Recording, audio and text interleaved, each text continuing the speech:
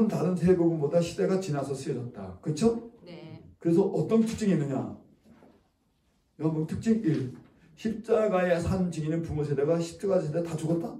네. 그 십자가 세대라 그래. 십자가 세대 다 죽었어. 이미 기독교는 이단들의 침투로 혼란에 빠졌어? 네. 순수 기독교가 몇 개 없어. 전부 영재주의 이단 기독교가 너무 많이. 왜냐면 예수님 돌아온 지 100년 정도 됐으니까. 요한복음 먼저 번에 그 성경 주기율표를 배웠잖아요. 네. 성경 주기율표 91페이지인가 있잖아요. 거기 뭐 100년 뒤에 쓰여졌잖아. 그러니까 100년 동안에 많은 영지주의, 기독교 유사 기독교가 생겨가지고 기독교 공격을 당하고 있었고 여러 가지 교인들이 많이 빠져나가고 있었고 기독교가 존립위기에 빠져 있었다. 그 다음에 순수한 복음이 해방을 받고 있었다. 요한복음에서는 세 번째, 네 번째 예수님의 가르침, 행하신 십자가 사건에서 이미 공간 복음이 다 기록되어 있다. 네. 그러니까 그거를 굳이 같은 형식으로 기록할 필요는 없었다. 없었다. 필요는. 네 번째, 새로운 세대로 교체된 교회에서 공간 복음의 기록이 안 된 다른 색깔의 예수를 우리가 말해줘야 된다. 네. 그래서 내적 예수, 영적 예수 이런 것들을 이제 자료들을 모아갖고 구체적으로 쓰게 된 거죠. 네. 그래서 요한복음의 자료는 전혀 다른 자료예요. 그 당시 요한이 이걸 요한 공동체나 요한이나 요한 공동체가 했을 텐데 네. 요한 공동체가 수집해서 이걸 보유하지 않았으면 역사 속에 사라질 뻔했어. 네. 이런 엄청난 자료들이. 이런 계기로 인해서 요한복음 달리 쓰여졌다. 네. 공간복음하고는. 그렇죠? 네. 그래서 특히 이제 예수님의 신성, 네. 그다음에 영적인 예수, 내적 그리스도 뭐 이런 거죠. 그렇죠? 네. 그러다가 그냥 신학적으로 내적 그리스도라. 내적 그리스도, 영적 그리스도. 그래서 요한복음에서는 다 읽겠습니다. 다 같이 한번 합독으로 시작. 예수에 대한 공간복음의 내용은 거의 다 생략했다. 특별히 7개 기록만 암산해서 메시아로서 인간에게 베풀 특별한 권능을 강조했다. 공간복음은 예수의 가르침과 설교, 비유 형식으로 기록된 반면에 요한복음은 그런 게 전혀 없고 7개 기적에 대한만 얘기해요.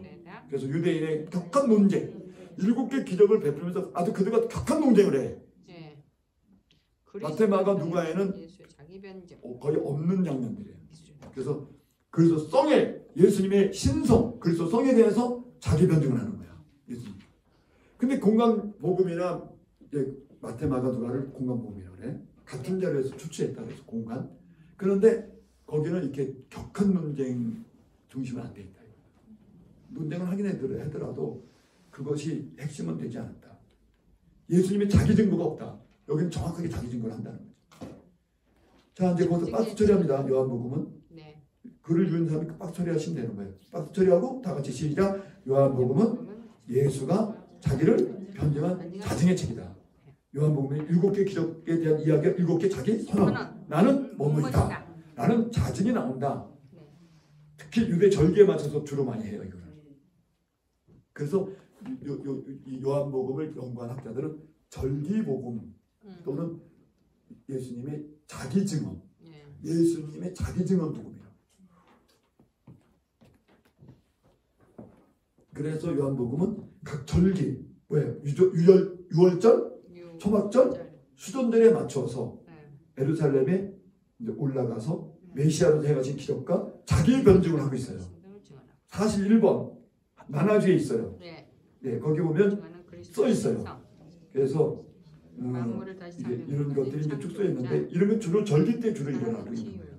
유월절이나 수전절이나 초막절에 일어나고 있는 거예요. 요한복음은 그리스도의 생애를 연대순을 기록하는 방식을 따르시는 연대순을 마태마가 누가는 연대순인데 달력순인데 여기 달력순을 기록한 것은 아니다.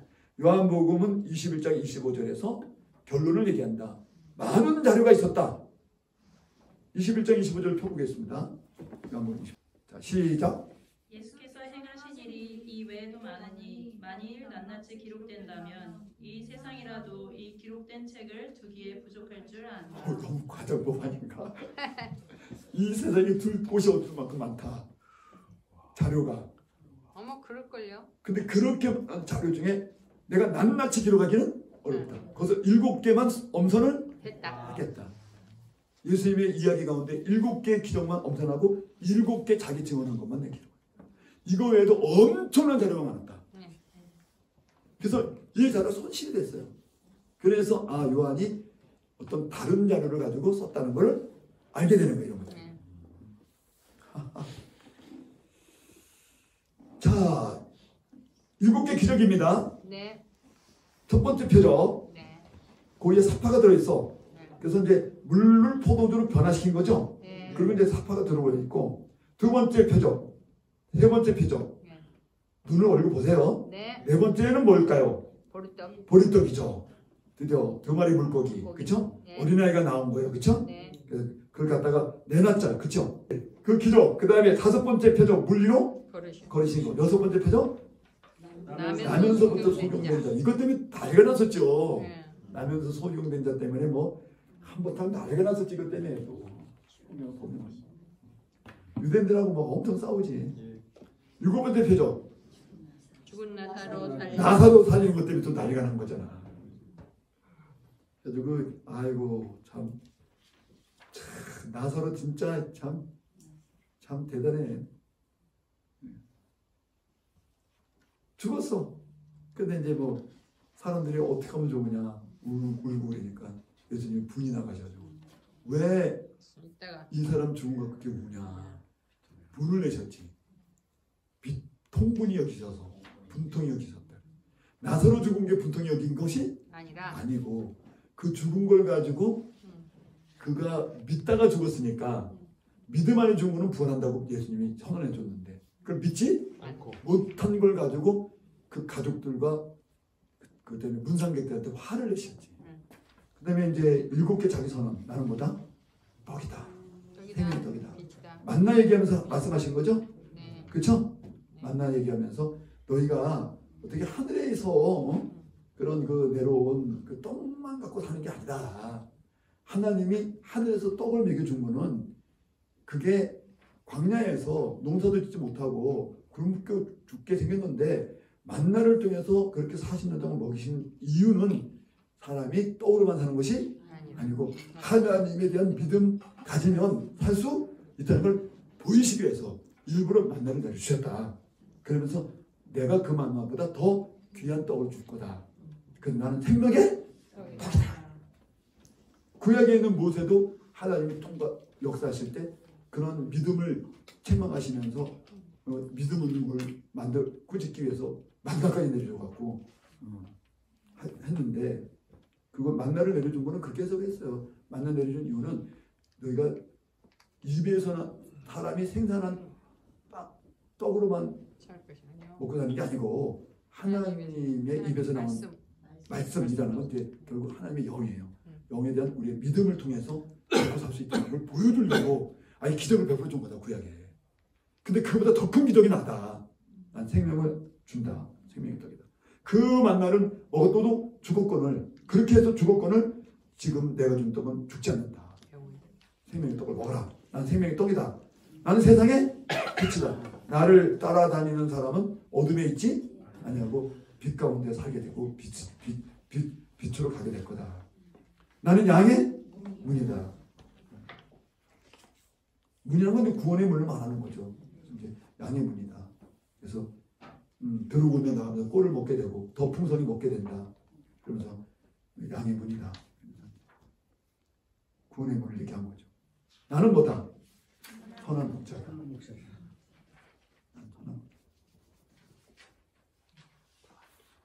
사람들을 생명의 물가로 인도하고 또 영생으로 인도하는 그런 목자다. 생명의 목자다. 선한 목자다. 나는 부활이요? 그 나사로 살릴 때 했던 말이에요. 이게. 네. 그 전에 가족들한테 마르다. 마리아 마르다. 마리아도 있지만 동생 마르다에게 부활이고 생명이다. 네가 믿느냐? 믿습니다. 그럼 한번 실제로 한번 가보자. 나사로한테 가자. 나는 길이요, 진리요, 생명이다. 14장 6절에 하나님께 가실 때가 다 돼서 제자들한테 너희가 나를 만나니까 하나님께 갈 수가 없는데 내가 그 가게 하는 길이다. 길이다, 생명이다.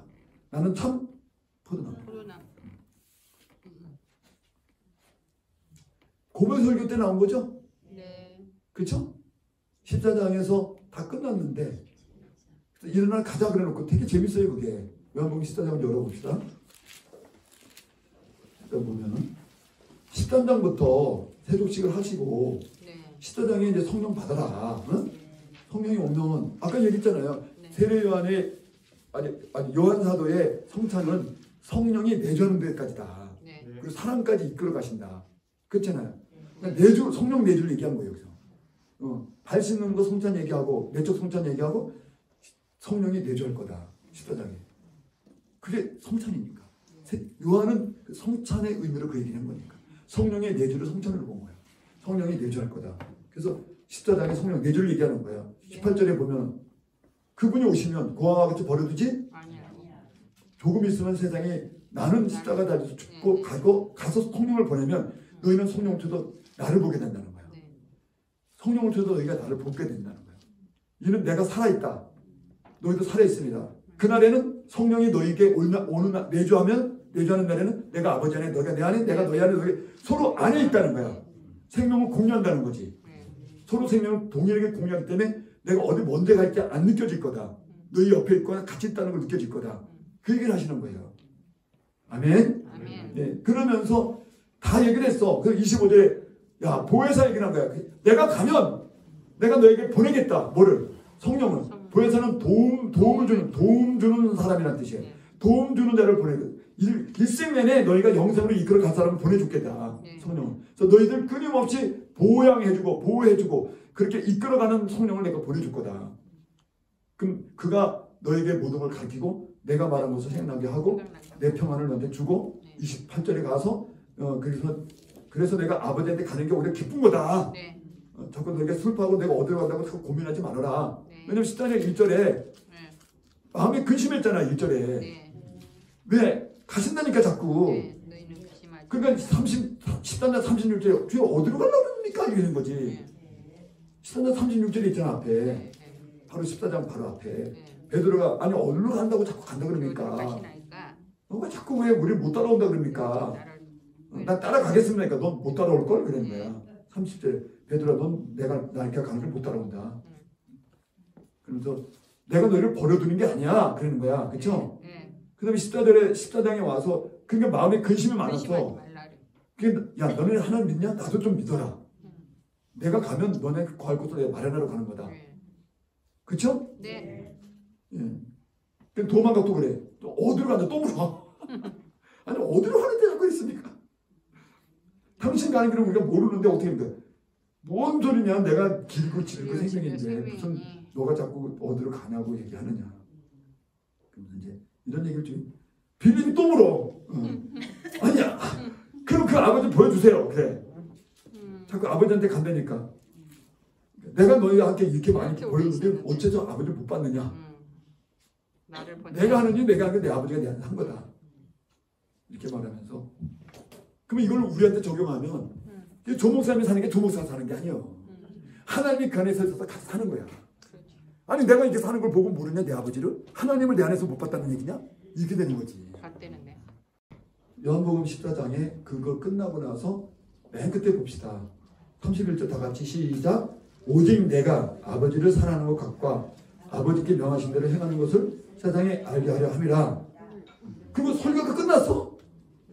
끝났잖아. 그래서 일어나서 아니 떠났으면 떠나야 되는데 안 떠나고 15장이 이어지잖아. 그러니까 이거는 이제 다시 주저앉은 거지. 그러니까 분명히 14장까지 성령이 내주한다. 성령이 오시면 내가 성령을 따라가게 된다. 고아처럼 믿지 않는다. 분명히 성찬이 여기까지 이어진다. 그래서 너희가 살아있는 성찬, 살면서 생활 성찬까지 들어가게 한다. 성령이. 사랑의 삶으로. 그리고 다 알려주고 예수님은 이제 가시면 되는 거거든요. 주님 나요. 근데 일어나자. 떠나자 그러는 거야. 떠나갖고 어디로 가는 거냐? 바로 어디로 가냐 하면 17장을 넘어가서 18장의 1절 다 같이 예수께서 이 하시고 제자들과 함께 기드론 시내 요길로 가게 돼 있었던 거예요. 예수님이 그 밤 계획이. 그래서 다시요. 14장 1절로 14장 31절 읽고 18장 1절 읽으셔야 됩니다. 자 시작. 오직 내가 아버지를 사랑하고 같이 너희를 사랑하고 서로 사랑하라고 명했지 않느냐. 이게 성찬의 마지막이다. 나의 성찬은 내적 성찬이야. 성령이 내려갖고 너를 사랑하게 한다. 그러니까 내가 사랑을 명했지 않느냐. 서로 사랑을 하라. 어? 그러면서 21절 14장 21절 다 같이 나의 계명을 지키는 자는 나를 사랑하니 내 아버지 사랑 얘기를 한 거란 말이야. 그러니까 너희가 사랑하라. 성령이 오면 사랑을 하게 한다. 그래서 성찬이 완성된다. 일어나 가자. 그리고 바로 18장을 읽어야 돼요. 다 같이 세상을 알게 하려 함이라. 일어나서 여기를 떠나자 하시니라. 18장 1절 시작. 예수께서 이 말씀을 하시고 제자들과 함께 기도론 시내 건너편으로 나가시니 제자들이 함께 들어가는 겟세마네란 말이야. 그 동산에 기드론 시내가 누가 갔던 곳이에요? 다윗이 압살롬을 피해서 도망간 게 기드론 시내잖아. 왜냐하면 예루살렘에서 오리거리니까 제일 먼저 거기가 작전 지역이야. 거기로 들어가서 작전을 짜야 돼. 다시 저항하기 위해서. 기드론 시내에서 겟세마네 동산 숨어 들어가야 되니까. 그래서 겟세마네 숨어 들어가서 기드론 시내에 그 남편을 지나가야 되거든. 그렇죠. 거기를 맨발로 지나갔다 그랬어. 울면서. 그거 기도를 시네요. 거기를 있으면 가신 거지. 글로 가자는 거야. 그 꼴대로 기도를 시내를 해서 나루토를 지나가야지 겟세마네 들어가서 동생이 나오거든. 그러니까 그 길목으로 들어가니까 글로 내려서 겟세마네 들어가자. 거기 가서 올고 한번 세우자. 이런 거지. 그리고 다음날 아침에 붙잡혀요? 그러니까 18장에서 이제 붙잡힌단 말이야. 그러니까 기도를 시내에 갔더니 얼른 3절에 바로 군대가 와요. 군대한테 전에 하족들이 왔고 경찰관들이 왔고 등과 횃불과 무기를 가지고 왔는데 예수님이 당하시를 하시고 이 아들아 내가 이제 붙잡혀 갈 때가 됐다. 이제 우리가 기도하자 이러고 있는데 그리고 이 12절에 바로 끌려갔냐고 읽어보자고. 이에 군대와 천부장과 유대인의 아랫사람들이 경찰관이 이게 사내들이 경관이라고 그래. 경관들이 예수를 잡아서 결박을 하니까 먼저 안나스 대제장 즉 사내들인 궁에다 법정에다 데려갔단 말이야. 지금 우리로 말하면 법정에 데리고 간 거란 말이야. 사내들이 법정으로. 그러면 여러분 생각해보세요. 지금 13장에서 제자들 발을 씻기고 그리고 내가 떠날 거다. 어디로 가려니까 어디로 가려니까 얘들아 너는 못 따라온다. 그리고 대신에 성령을 보내줄 테니까 성령과 교제하면 내가 너희가 함께 있다는 걸 알게 되니까 너무 서러하지? 근심하지? 슬퍼하지? 말하라. 계속 달래고 가자! 그리고 기도로 간 거란 말이야. 그래서 13장에서 14, 15, 16까지 성령이 올 거다. 내주 설교를 하고 14장에 기도를 마치고 대리상 기도를 마치고 바로 18장 1절에 붙잡혔으니까 6월절은 저녁에 지키는 거니까 저녁 때 6월절 당시 생기양이 없는 자기를 잔을 나누고 먹고 마시고 이것을 6월절로 지켜라. 우리의 6월절은 이거다. 하고 그날 밤에 밤새도록 설교를 하시고 그러고서 아침에 새벽 되기 전에 겟세마네 동산으로 가자 그래서 가갖고 근데 거기서 붙잡히니까 하룻밤이 아니고 6시간 후에 붙잡히는 거예요. 제대로 발시키고 나서. 지금부터 내가 여러분 이렇게 마치 놓고 3시잖아. 4시 반, 5시 반, 6시 반, 7시 반, 8시 반, 9시 반, 10시 반에 저는 십자가 달고 죽는 겁니다. 그럼 얼마나 예수님이 감상적이겠어. 그래요. 김 목사님을 내가 놓고 십자가에 죽어야 되니까. 6시간 후에. 근데 아무것도 모르는 것들은 모르지. 아무것도 모르잖아. 김 목사.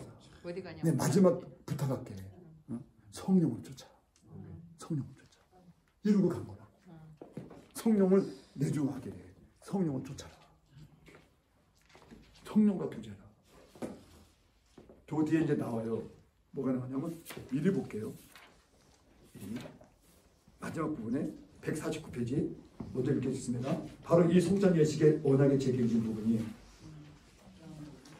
이게 성찬 예식의 요한이 말하는 내적 성찬의 마지막이에요. 뭐냐면 요한의 내적 성찬은 13장 17장의 최후의 만찬의 기사다. 요한에게서는 계약이란 말도 이것은 내 몸이 내 피란 말도 없다. 유월절 식사에 대한 얘기도 없다. 단지 유월절 전날에 음식 먹었다. 이것만 있어요. 그리고 예수께서 세상을 떠나 아버지가 돌아갔을 때가 이런 줄 아시고란 말만 있어요. 6시간 후에 돌아가시는 거예요. 십자가 붙잡혀갖고 그냥 재판도 없이 그냥 바로 십자가에 달리는 건데 여기서 예수와 그의 제자 결별선언이 된다. 고별설교지만 결별선언이잖아. 그래서 요한은 놀랍게도 이걸 기록해요. 기독교가 탄생하려면 예수와의 절대적인 결별이 필요하다는 거예요. 예수와의 결별이 없이는 새로운 기독교 나오지 않고 신약은 진행이 안 된다는 거예요. 그래서 공생애의 예수, 육으로 오신 예수와의 결별은 사도행전 이후에 예수의 몸의 부활을 중점으로 모인 제재 재결집이 하나의 응집점이 되는 거예요. 그래서 기독교 탄생이 필연적이에요. 지금 여러분이 저하고 결별을 해야지만 다음에 어떤 게 나와요. 그것을 위해서 절대적으로 나하고 결별을 해야 돼요. 필연적인 거예요. 이거는 6시간 후에 결별해야 돼요. 우선으로 선행된다. 다 같이 예수의 육과의 결별. 시작. 예수의 육신과의 결별을 통해 영과의 새로운 만남. 혹 그가 예수라 해도 육의 예수는 버려야 되고 결별해야 된다. 이 육의 자아와의 결별로 인해서 영의 자아가 나와야 된다 라고 하면서 너가 또 결별해야 된다. 요한은 그러게 돼요. 그게 성찬이다. 요한복음 13장 17장의 최후의 만찬 자리에서 150페이지 공간복음과는 다른 예식이 진행됐다. 이제는 좀 이해가 되셨죠? 영적인 내적 성찬이다. 그래서 이제 성령의 내주, 성령이어서 영적으로 결합하는 그런 영적 결합 이런 걸 얘기하는데 이걸 갖다 언약의 재경신으로 얘기한다. 그래서 이제 다른 복음서에는 피를 받아라, 잔을 돌려라, 떡을 나눠 먹으라 이걸 언약의 재경신으로 얘기하는데 여기는 그런 얘기 전혀 없고 영적인 얘기를 하면서 이걸 언약의 재경신이다. 제자들이 발을 씻기심을 통해서 제심을 언약의 재경신이 어디까지 가나 보세요. 발 씻으셨죠? 발 씻으셨죠? 이거 이 신학에서는 두세 번 얘기 안 해도 되겠죠? 온몸을 씻은 거라고 그랬잖아 베드로한테. 그러고 나서 하나님께서 예수님께 영광을 주시고 그래요. 이 영광이라는 걸 46번 밑에 보시면 돼요. 부활을 예수님에게 영광은 부활을 말하는 거예요. 부활하신 몸체. 다 유대인들이 지금같이 발달해서 부활하신 몸체 이름 드는데 그냥 영광이라 써버렸어. 유대 신학이 들어갔고.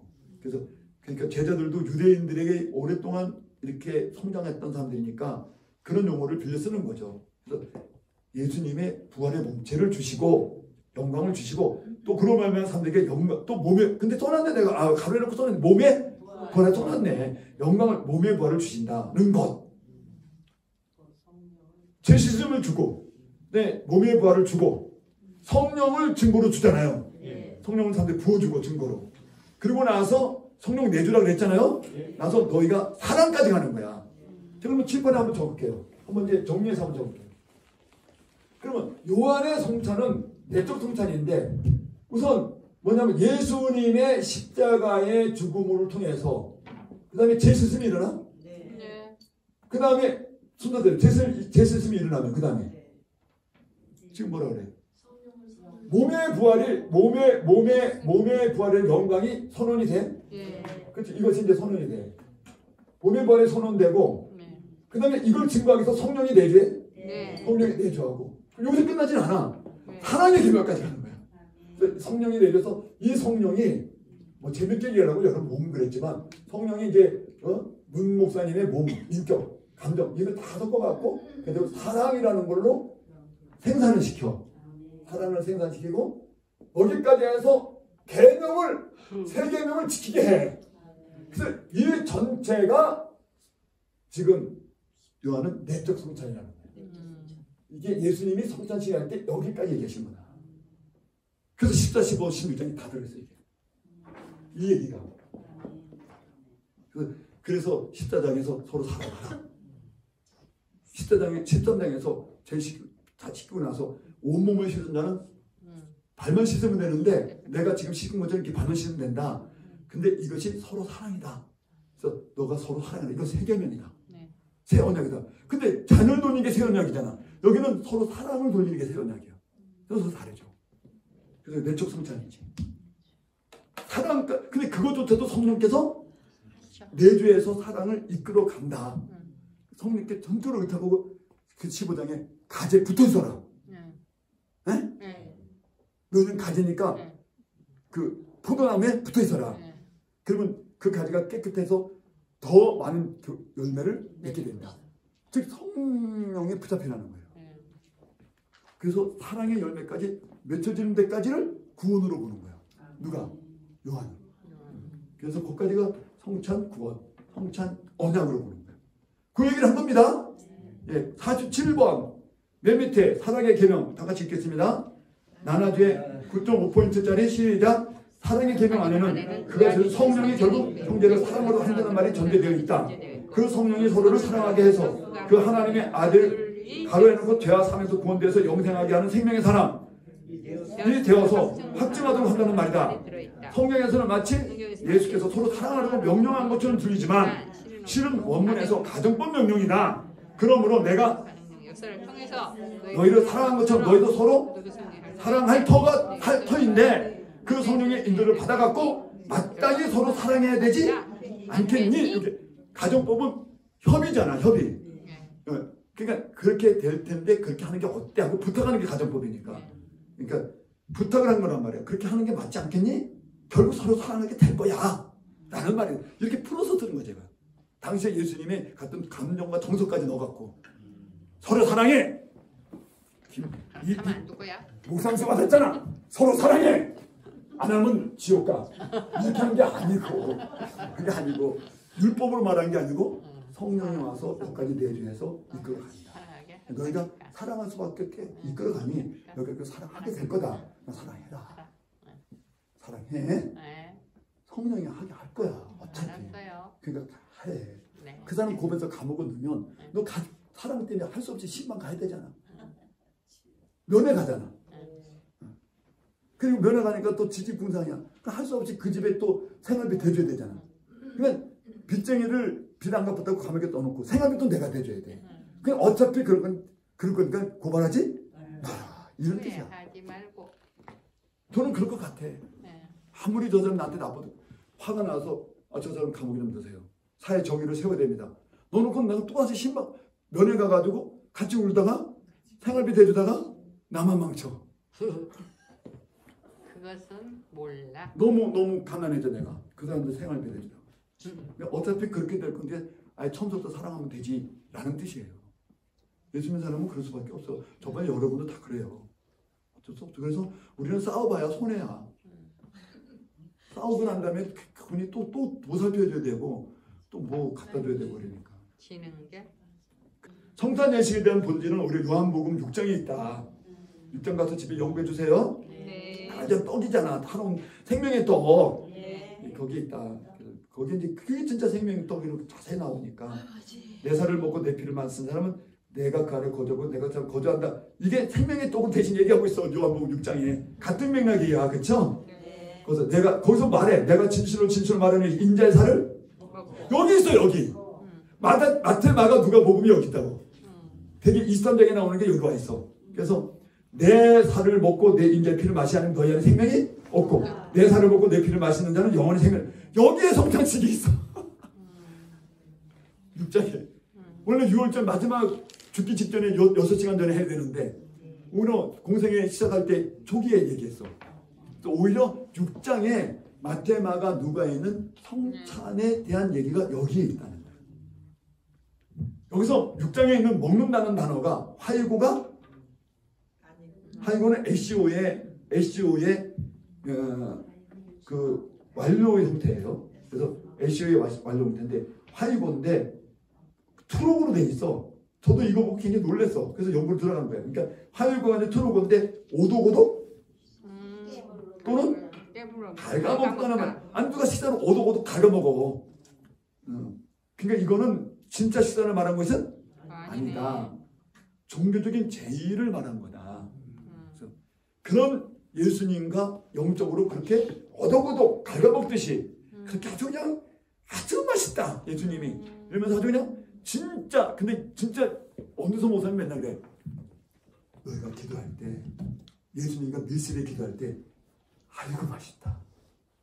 아이고 맛있다. 그러고 기도하라 그래 맨날. 예수님과 기도하는 게 맛있다고. 혼자서 밀실에서 기도할 때 그걸 느끼면서 좀 기도해라. 맛있다. 참 맛있다. 오도오도 깨물어 먹어. 예수님을 영으로. 그런 게 시험적 표현이야. 그거 어떻게 깨물어 먹어. 예수님도 그렇지. 내 살을 먹어라. 이게 신학적인 용어는 아니지. 그렇죠. 그러니까 이건 오도오도 깨물어 시어적 신학적이다. 뭐 사람이 만든 말이지만 좀 시적 표현이 된 신학적 언어다. 마치 미리 종교에서 신성이나 생명이 합일되는 종교의 제의를 행하는 것 같은 의미를 말했다. 요한이. 요한이 6장 10절에 사람을 살리는 것은 영이야 육은 아무데도 쓸모가 내게는 영이야 생명이다. 62절에 내가 이들의 또 하늘로 올라가서 영과 생명을 주는 성령을 보낼 거다.